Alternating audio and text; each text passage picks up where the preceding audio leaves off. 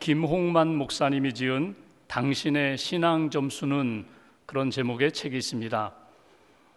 구원의 확신을 갖고 하나님의 자녀로 거룩한 삶을 살고 있는가, 나의 신앙을 점검할 수 있는 12가지 주제를 가지고 60개의 질문을 담은 책입니다. 그리고 그 질문에 대한 설명을 한 책 제목이 당신의 신앙 점수는 이라는 책입니다. 그 책의 질문들 가운데 한 10가지의 질문을 한번 여러분들에게 드려보고자 합니다.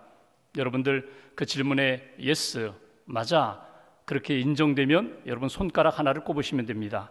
몇 개의 손가락이 꼽히나 한번 점검해 보십시오. 첫 번째 질문, 하나님의 구원 사역에 대한 지식이 있습니까? 두 번째, 생명에 이르는 진정한 회개를 했습니까? 세 번째, 구원에 이르는 믿음이 있습니까? 네 번째, 거룩한 삶에 대한 열망이 있습니까? 다섯 번째, 마음을 다해 하나님을 예배합니까? 여섯 번째, 주의를 거룩하게 지킵니까? 일곱 번째, 성경을 공부하고 있습니까? 여덟 번째, 기도의 은혜가 있습니까? 아홉 번째, 교회에서의 봉사, 삶에서의 구제와 나눔이 있습니까? 마지막 열 번째, 전도와 선교의 열정이 있습니까? 몇 가지나 꼽혔습니까? 이것이 나의 신앙 점수라고 한다면 여러분 어떻습니까? 구원의 확신이 있고 주님이 내 안에, 내가 주님 안에 있고 나는 주님의 자녀로 거룩한 삶을 살고자 한다면, 그렇게 살고 있다면 하나님과의 관계 속에서 어려움이 없습니다. 포도나무 가지가 포도나무 원줄기에 붙어 있는 것처럼 주님께 그냥 붙어 있으면 됩니다. 주님이 내 안에, 내가 주님 안에, 주님과 함께, 주님과 동행하면서 하나님과의 관계 속에서 전혀 어려움이 없습니다. 이웃과의 관계 속에서, 성도들과의 관계 속에서도 어려움이 없습니다. 주님이 내게 주신 은혜대로, 주님이 내게 주신 사랑대로, 주님이 내게 주신 말씀대로 그냥 흘려보내면 됩니다. 그런데 예수님을 믿고 구원받아 하나님의 자녀로 거룩하게 살고자 할 때에 부딪히는 어려운 문제가 하나 있습니다. 어려운 관계가 있습니다. 그것은 바로 세상과의 관계입니다. 믿음을 가지고 이 세상에서 하나님의 자녀로 거룩하게 살고자 할 때 세상의 문화와 세상의 가치관과 하나님을 대적하는 그 사람들과 끊임없이 부딪히게 된다는 것입니다. 부딪힐 때 우리는 내가 믿음의 길을 걷고 있구나, 하나님이 기뻐하시는 자녀의 삶을 살고 있구나, 우리는 스스로 확인하게 됩니다. 여러분 한번 스스로 점검해 보십시오. 여러분 예수 믿고 구원 받으셨습니까? 여러분들은 정말 하나님께 속한, 예수님께 속한 사람입니까? 아니면 아직도 세상에 속한 사람입니까? 예수님을 믿고 하나님의 말씀대로 살고자 할 때 이 세상에서 받았던 미움과 박해와 핍박, 그것이 여러분들 삶 가운데 있었습니까? 우리가 요한복음을 보고 있는데 요한복음 15장에는 예수님이 포도나무 비유로 시작하시면서 하나님과의 관계, 사람들과의 관계, 그리고 오늘 본문에는 특별히 세상과의 관계에 대하여 우리 그리스도인들이 어떻게 살아야 되는가, 믿음을 가지고 이 세상을 살아가면서 우리를 어렵게 하고 우리를 힘들게 하는 그 고난 가운데 우리는 어떤 삶을 살아야 하는가 하는 것을 가르쳐 주고 있습니다. 본문 18절 말씀을 먼저 보겠습니다. 18절 한 절 말씀을 함께 봉독하겠습니다. 세상이 너희를 미워하면 너희보다 먼저 나를 미워한 줄을 알라. 아멘. 세상이 너희를 미워한다. 당연히 그런 일이 있다는 것입니다. 예수 믿고 구원받아 하나님의 자녀로 살 때에 생명의 복을 주시고 은혜를 주시고 또 인생을 살아가면서 세상이 줄 수 없는 평강을 누리며 복에 복된 삶을 살아가는데, 그것만이 아니라 예수님을 믿었다는 이유로 고난을 겪고 어려움을 겪을 때가 있다는 것입니다. 당연한 일이라는 것입니다. 그때 우리는 무엇을 먼저 생각하고 기억할까? 오늘 첫 번째 주시는 메시지가 있어요. 18절 끝부분에 있는 것처럼 예수님께서 이 세상에 사시면서 세상으로부터 미움을 받으셨다는 것입니다. 예수님이 이 땅에 사시면서 미움을 받으셨다는 것을 생각하고 너만 이 땅에서 믿음을 지키며 살 때에 고난이 있다고 생각하지 말라. 그것이 오늘 주님이 주시는 메시지입니다. 여기서 말씀하는 세상이라는 것은 하나님이 창조하신 이 세계를 말하는 것은 아닙니다. 여기에 말하는 세상은 성경에 많은 세상에 대한 단어들이 나오는데 네 가지를 제외하고는 나머지는 다 부정적인 것입니다. 여기에서 말하는 세상은 무엇입니까? 하나님을 대적하고 하나님의 말씀을 거부하고 그리고 예수 그리스도의 복음을 받아들이지 않는 사람들, 그것이 세상입니다. 하나님을 알지 못하는 영적인 세력, 끊임없이 분리시키고 끊임없이 갈등을 일으키고 끊임없이 하나님을 떠나 살도록 우리를 조종하는 그런 세력들, 그것이 세상입니다.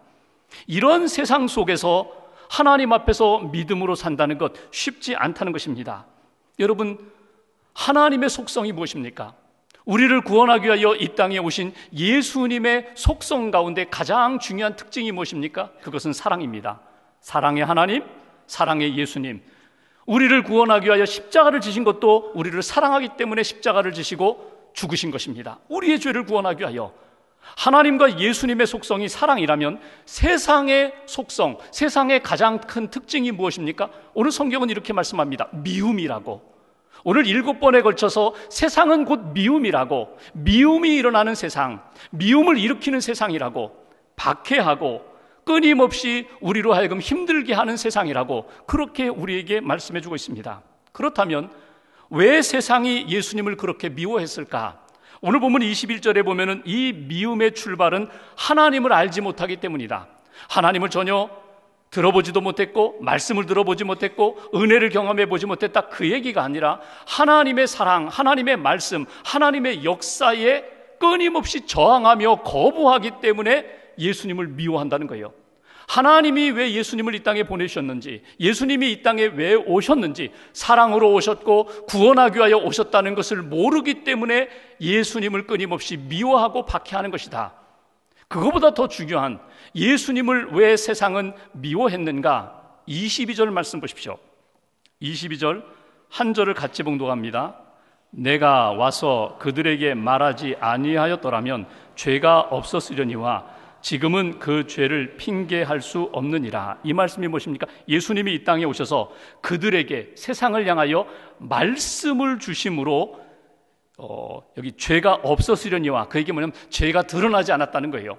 예수님의 말씀이 임하기 전에는 죄인 줄도 모르고 알면서도 속이고 감추고 살았는데 예수님의 말씀이 임하자 비로소 죄가 죄로 드러나게 됐다는 거예요. 죄로 드러나게 되니까 그 죄가 드러난 것으로 인하여 그 죄 때문에 예수님을 미워하게 되었다. 24절 말씀 보십시오. 24절 역시 같이 봉독합니다. 내가 아무도 못한 일을 그들 중에서 하지 아니하였더라면 그들에게 죄가 없었으려니와 지금은 그들이 나와 내 아버지를 보았고 또 미워하였도다. 예수님이 이 땅에 오셔서 사역을 하셨어요. 병든 자를 고치시고 말씀을 증거하시고 가르치시고 고독한 사람들을 찾아가셔서 품어주셨어요. 예수님의 사역이 나타나기 전까지는 죄가 죄인 줄 몰랐는데 예수님이 이렇게 사랑의 사역을 하심을 통하여 그 예수님을 보고 경험한 사람들이 죄를 깨닫게 되고 드러나게 됐다는 거예요. 죄가 드러나게 되니까 회개하면 되는데 회개하지 않는 거예요. 자신의 죄가 드러난 것 때문에 예수님의 말씀을 통하여, 예수님의 사역을 통하여 자기의 죄를 지적하고 드러난 것 때문에 예수님을 오히려 미워하게 되었다. 이것이 오늘 주시는 말씀이에요. 그러니까 하나님을 알지 못하기 때문에 예수님을 미워하고 자신들의 죄가 예수님의 말씀과 사역을 통하여 드러났기 때문에 예수님을 미워하고 예수님을 핍박하고 나중에는 예수님을 십자가에 못 박는 데까지 나아가게 되었다. 이런 가정을 한번 해볼까요? 10명의 공동체가 있습니다. 10명의 회원을 가진 공동체가 있어요. 근데 그들은 모일 때마다 10명 다 거짓말을 합니다. 아주 쉽게 거짓말을 합니다. 서로 알면서도, 저 사람이 지금 거짓말을 한다는 것을 알면서도 묵인하고 나도 거짓말을 합니다. 그렇게 10명이 모일 때마다 거짓말 투성이로 그렇게 즐겁게 그냥 무난하게 지내는데 어느 날 한 명의 회원이 그 공동체에 들어왔어요. 와서 보니까 10명 다 거짓말을 하고 있어요. 그래서 지적을 합니다. 사실이지 아니잖아요. 왜 당신들 거짓말하십니까? 왜 당신은 이렇게 거짓말하시고 당신은 이렇게 거짓말하십니까? 그걸 지적했어요. 진실을 찾읍시다. 회복합시다. 그랬더니 10명이 아이고 우리가 잘못했구나, 그동안 거짓말했구나, 회개하자, 뉘우치자, 돌이키자. 그럴까요? 아닙니다. 그렇게 하지 않는다는 거예요. 저놈 누가 데리고 왔어? 저놈 누가 여기다가 우리 멤버로 집어넣었어? 저놈만 없애버리자. 저놈 다시금 회원으로 받아들이지 않자. 바로 그런 상황이라는 거예요. 그들이 죄 가운데 있으면서도 죄가 드러나지 않고 감추어져 있다가 예수님의 말씀을 통하여 또 예수님의 사랑의 사역을 통하여 자신들의 죄가 드러나게 되니까 예수님을 없애고자 미워했다. 이것이 오늘 말씀이에요. 예수님이 세상에 사시면서 하나님의 진리의 말씀을 증거하고 사랑의 사역을 할 때에 핍박받았고 고난 겪었던 것을 너희들이 기억하라는 거예요. 어느 아프리카 선교사님이 그 지역에 들어가시면서 이제 추장과 좋은 관계를 맺고자 추장집에 방문했습니다. 선물을 하나 준비해서 추장집에 갔어요. 그리고 그 추장 부인에게 선물을 전했습니다. 그 선물은 거울이었습니다. 추장 아내가 이렇게 보더니 이게 뭡니까? 이거 거울입니다. 자기가 보니까 그 안에 어떤 낯선 여자가 하나 들어있거든요. 보니까 예쁘진 않았던 것 같아요. 이 사람이 누구냐고. 그 사람이 당신이라고. 이 거울은 자기의 모습을 비춰주는 그런 거울인데 그 거울에 비친 그 여인은 당신이라고. 그랬더니 이 추장 부인이 아니 거울 이거 내가 좀 사겠다고. 아니 살 필요 없다고. 내가 선물로 주니까 그냥 받고 잘 사용하시라고. 그랬더니 씩씩거리면서 이 추장 부인이 마당으로 가더니 그 거울을 마당에다가 땅에다 던져서 깨뜨렸다는 거예요. 인정하고 싶지 않다는 거예요. 그 거울 속에 있는 여인이 나라는 것 인정하고 싶지 않다는 거예요. 여러분, 우리의 인생이 그럴 때가 많아요.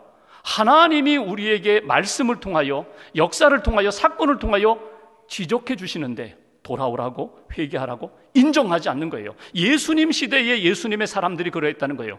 세상은 예수님의 사랑과 예수님의 말씀을 인정하지 않고 오히려 예수님을 미워하게 되었다. 그렇다면 19절 말씀 보십시오. 우리들은 어떻습니까? 제자들, 우리들의 모습 19절 같이 봉독합니다.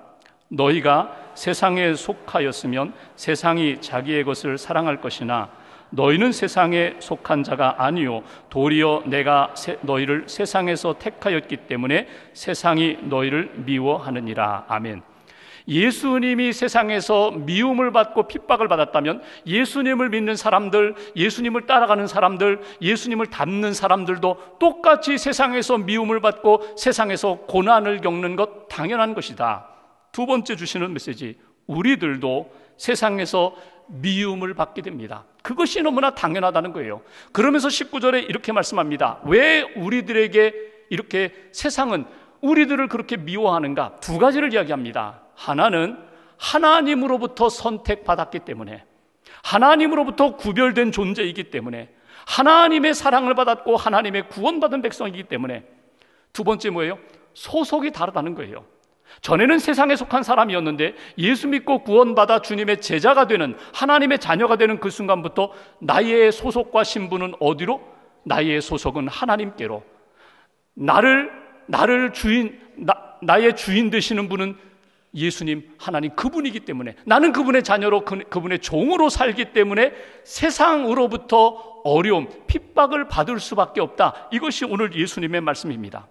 빌립보서 3장 20절에서 사도 바울은 이렇게 이야기합니다. 오직 우리의 시민권은 어디에 있다? 하늘에 있음을 기억하라. 내가 이 땅에 살아가면서 이 땅의 시민권을 갖고 있지만 우리는 하늘의 시민권을 가진, 하늘에 속한 사람, 하나님께 속한 사람이라는 것을 잊어버리지 말아라. 이것은 신약시대에만 주신 말씀이 아니라 구약의 이사야를 통해서도 이미 하나님께서 이스라엘 백성들, 구원하신 백성, 하나님이 사랑하시는 백성들에게 이미 주셨던 말씀이에요. 오늘 우리도 마찬가지예요. 이사야 43장 1절, 야곱아 너를 창조하신 하나님께서 지금 말씀하시느니라. 이스라엘아 너를 지으신 이가 말씀하시느니라.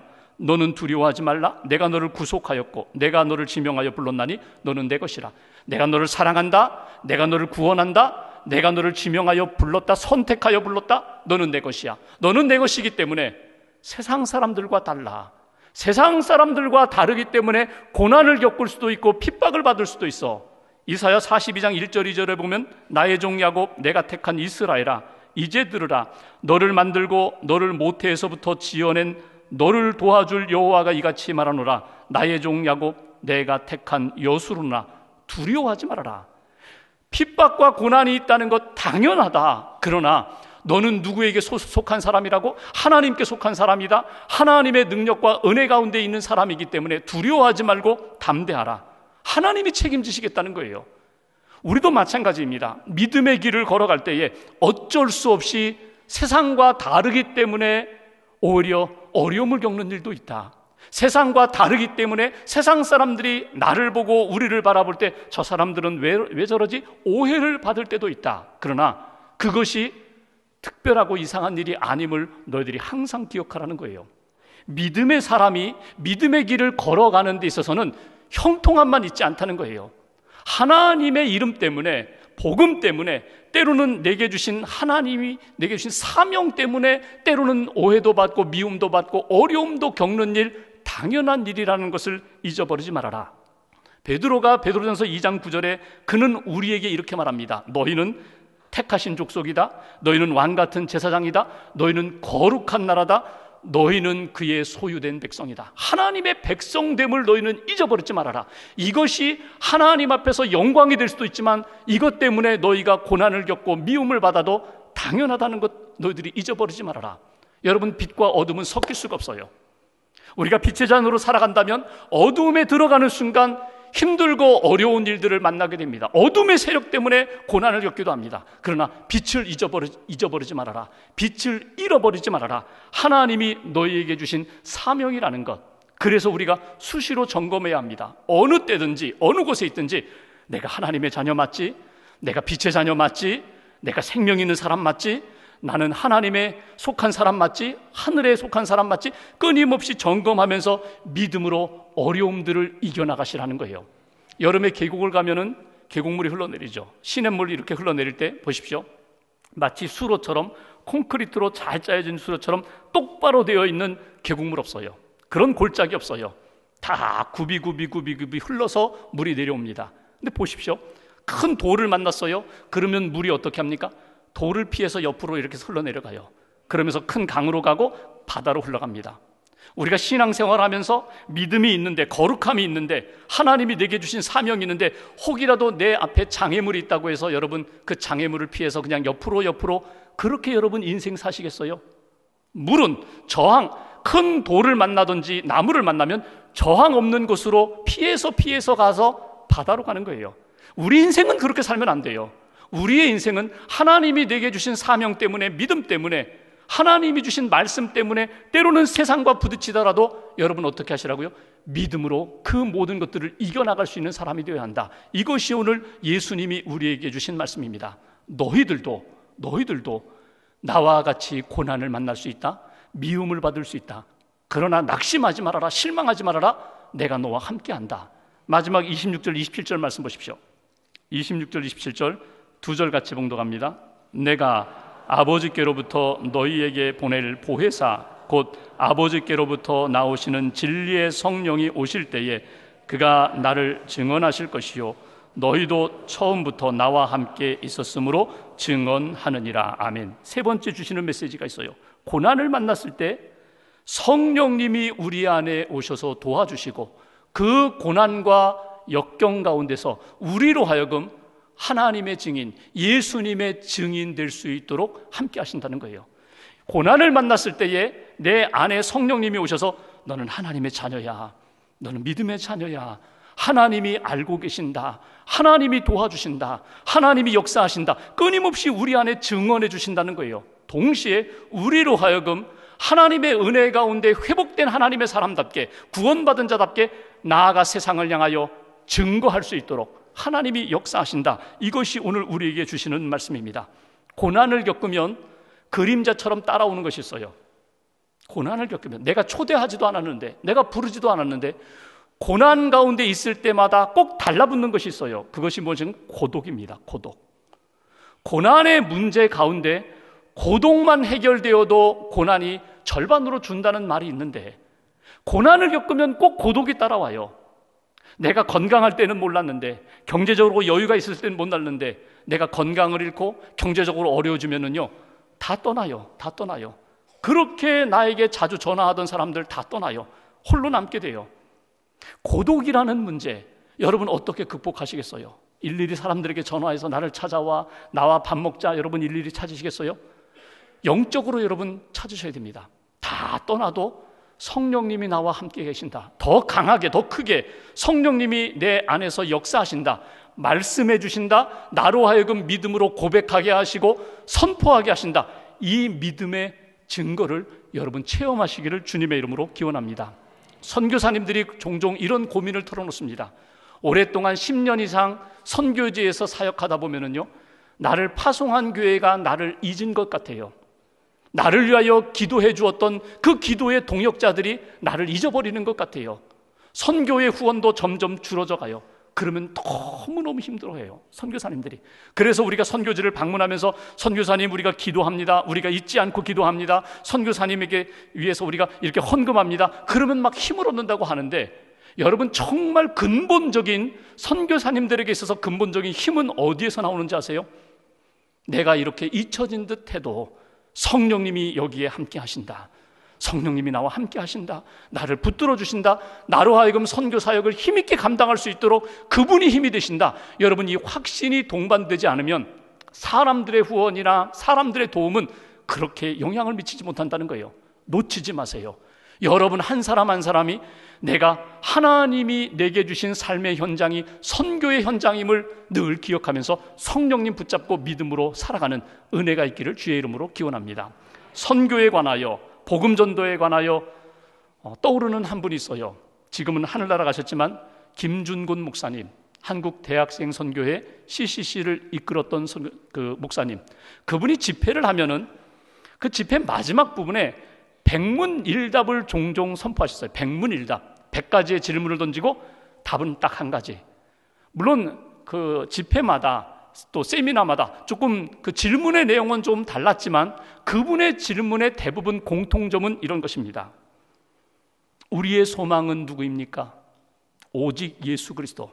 답은 오직 예수 그리스도. 우리 가정의 소망은 누구입니까? 우리 교회의 소망은 누구입니까? 우리 민족의 소망은 누구입니까? 이 역사의 소망은 누구입니까? 오직 예수 그리스도. 진짜 생명을 나에게 주시는 분은 누구입니까? 누가 나로 하여금 새 사람이 되게 하고 나로 하여금 하나님의 성숙한 성도로 살게 하십니까? 예수 그리스도. 우리가 평생을 걸고 생명 걸고 지키고 전해야 할 메시지는 무엇입니까? 예수 그리스도. 거기에 참여한 모든 젊은이들이, 모든 회중들이 예수 그리스도, 오직 예수 그리스도를 선포하게 하십니다. 그런데 마지막에 다 예수 그리스도에 대한 답을 그렇게 선포하게 한 다음에 마지막에 목사님이 이렇게 마지막 질문을 던집니다. 여러분, 한 사람 한 사람이 생명의 불씨가 되어야 되는데, 한 사람 한 사람이 이제 예수님의 증인이 되어야 하는데 누가 이 일을 하겠습니까? 제가 하겠습니다. 이제는 제가 하겠습니다. 예수님이 내 인생의 답이라면 이제는 그 예수님 붙잡고 제가 하겠습니다. 여러분, 이 헌신을 한 사람들을 통하여 오늘 우리 한국교회가 그나마 이 정도 믿음의 역사를 만든 것입니다. 하나님 앞에서 이번 한 주간 동안 우리는 명절을 만나게 됩니다. 많은 만남과 모임을 갖게 됩니다. 여러분, 시험에 빠지지 마십시오. 어떤 세상에 어두움과 어려움이 있더라도 여러분 믿음을 잘 지키십시오. 증인이 되십시오. 빛의 자녀가 되십시오. 선교 현장을 갑니다. 우리 교회에서 인도네시아 땅으로 갑니다. 그 땅에서 50명이 선교할 때 사랑의 씨앗을 뿌리면서 예수님의 증인이 되는 것입니다. 또 우리가 이 한 주간 살아가면서 내가 가정에서 일터에서 누구를 만나든지 나는 예수님의 증인이야, 나는 예수님의 증인이야 선포하시고 성령님 의지하셔서 성령의 역사로 여러분 예수 그리스도의 승리를 경험하는 귀한 한 주간 되시기를 주님의 이름으로 기원합니다.